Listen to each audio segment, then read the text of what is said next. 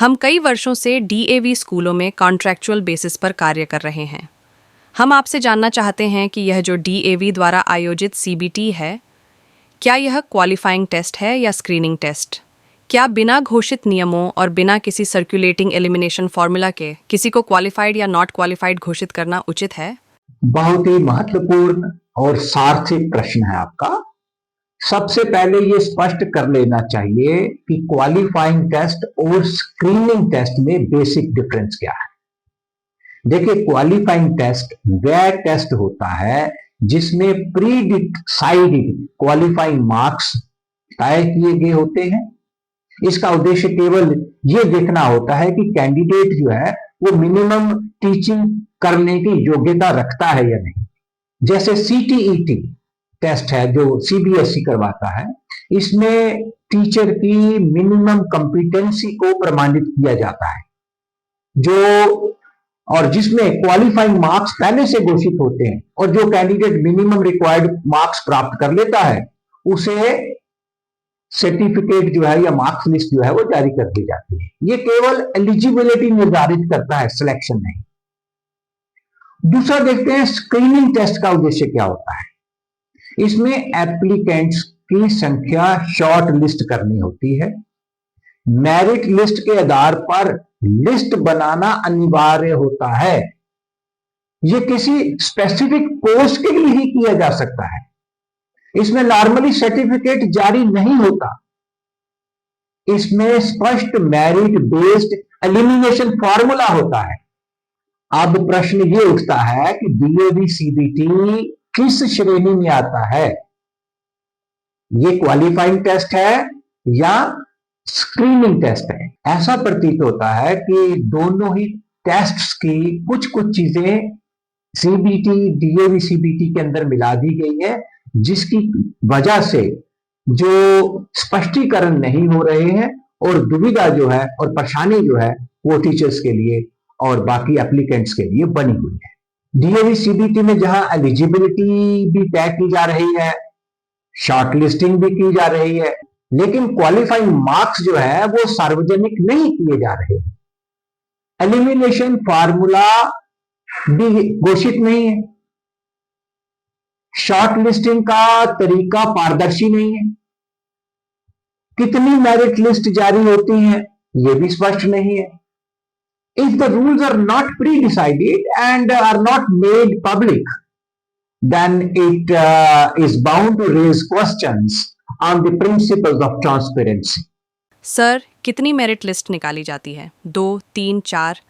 और क्या बिना यह बताए कि कुल कितनी वैकेंसी हैं, कैटेगरी वाइज कितनी पोस्ट हैं, क्या स्क्रीनिंग की जा सकती है?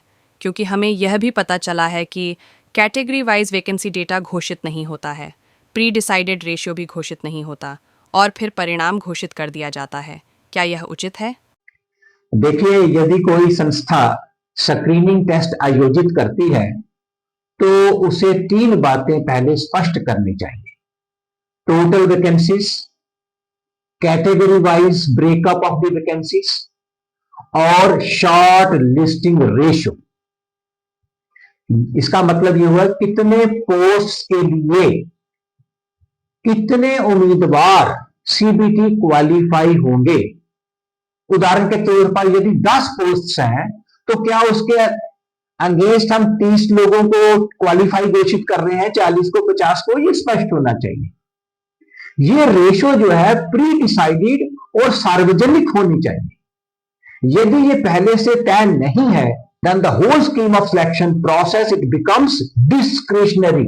एक और प्रश्न उठ रहा है, डीएवी की वेबसाइट पर केवल पोस्ट का नाम दिया जाता है, परंतु यह नहीं बताया जाता कि किस स्कूल में कितनी पोस्ट हैं, किस शहर में वैकेंसी है या नहीं, कुल कितनी वैकेंसियां हैं।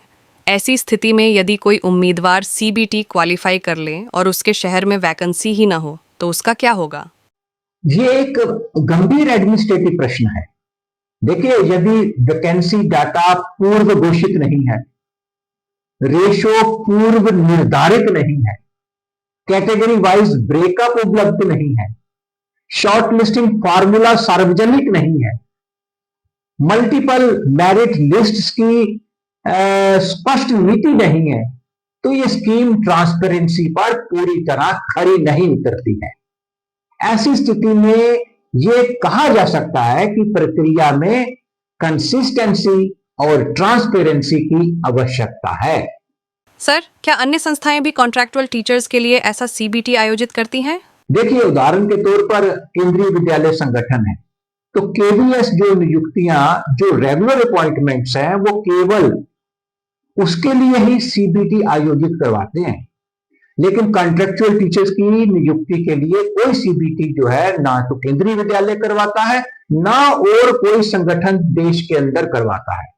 देखिए, एक महत्वपूर्ण एडमिनिस्ट्रेटिव प्रिंसिपल समझिए, वो ये है कि सैलरी यदि लोकल स्कूल दे रहा है, डिसिप्लिनरी कंट्रोल लोकल स्कूल के पास है, सर्विस लाइबिलिटी लोकल स्कूल की है, कोर्ट केसेस जो है वो लोकल स्कूल को देखने हैं, appointing authority, disciplinary authority local school है, तो बिना स्पष्ट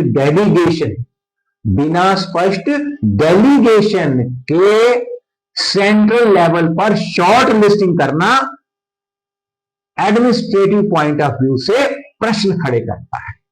तो क्या यह कहा जा सकता है कि DAV-CBT की recruitment scheme in its present form lakhs transparency? बिल्कुल।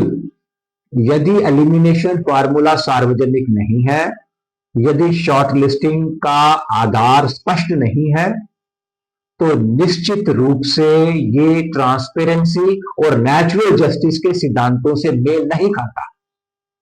ये स्कीम ना तो पूर्णता क्वालिफाइंग टेस्ट है और ना ही पूर्णता स्क्रीनिंग टेस्ट है। ऐसी स्कीम्स लाने का उद्देश्य यह भी हो सकता है कि ग्रेचुइटी लाइबिलिटी से बचा जाए, उसको मैंने विस्तार में बताया था। सभी डीएवी स्कूल्स जो है एक समान नहीं है, इंफ्रास्ट्रक्चर में, साइज में, हर तरह से। और साथ में ये देखिए कि सीबीएसई जो है वो गेस्ट टीचर्स की appointment as a policy from year to year ये अलाउ नहीं करती है। ये सीबीएसई के रूल्स का वायलेशन भी है। मैंने ये भी बताया था कि ईपीएफ एक्ट के अनुसार गेस्ट टीचर्स का भी प्रोविडेंट फंड कटना चाहिए, ये अनिवार्य है।